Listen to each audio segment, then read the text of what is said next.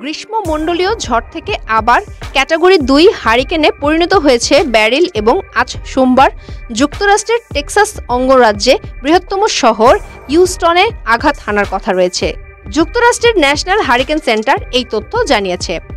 হারিকেনটি Mexico উপসাগরের উত্তর পশ্চিম দিকে অগ্রসর হওয়ার সময় আবার শক্তি সঞ্চয় করে হারিকেনে পরিণত হয়েছে। দেশটির জাতীয় হারিকেন সেন্টার টেক্সাস উপকূলের বেশিরভাগ এলাকা জুড়ে হারিকেন সতর্কতা জারি করেছে। এছাড়া জলোচ্ছ্বাসের বিষয়েও সতর্ক করেছে। পূর্বাভাসকারীরা আরও বলেছেন, বেরিলের প্রভাবে টেক্সাস উপকূলে ৫ থেকে ১০ ইঞ্চি বৃষ্টি হতে পারে। উপকূলীয় অঞ্চলগুলোতে ইতিমধ্যেই রবিবার থেকে পানি বৃদ্ধি পেয়েছে। কর্মকর্তারা শহর থেকে বাসিন্দাদের নিরাপদ আশ্রয়ে সরে যেতে বলেছে।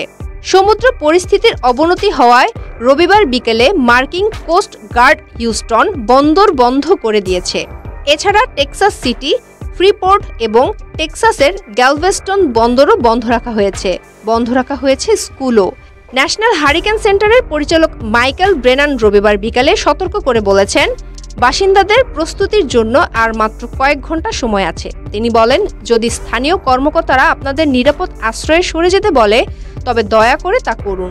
টেক্সাসের ভারপ্রাপ্ত গভর্নর ড্যান পেট্রিক বলেছেন, হারিকেন বেরিল যেসব এলাকা দিয়ে যাবে সেই এলাকার মানুষের জন্য এটি মারাত্মক একটি ঝড়। তিনি ১২০টি কাউন্টিকে দুর্যোগপূর্ণ এলাকায় বলে ঘোষণা দিয়েছেন। ক্যাটাগরি ৫ হারিকেনে পরিণত হয়ে বেরিল প্রথম আঘাত হানে ক্যারিবীয় ইউনিয়ন দ্বীপে।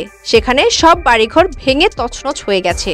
স্থানীয় সময় গত মঙ্গলবার ২ জুলাই সকালে ঘন্টায় ২৪০ কিলোমিটার গতিবেগে এক টানা বাতাস সহ ৪ ক্যাটাগরির হারিকেন হিসেবে বেরিল দ্বীপটিতে আঘাত হানে।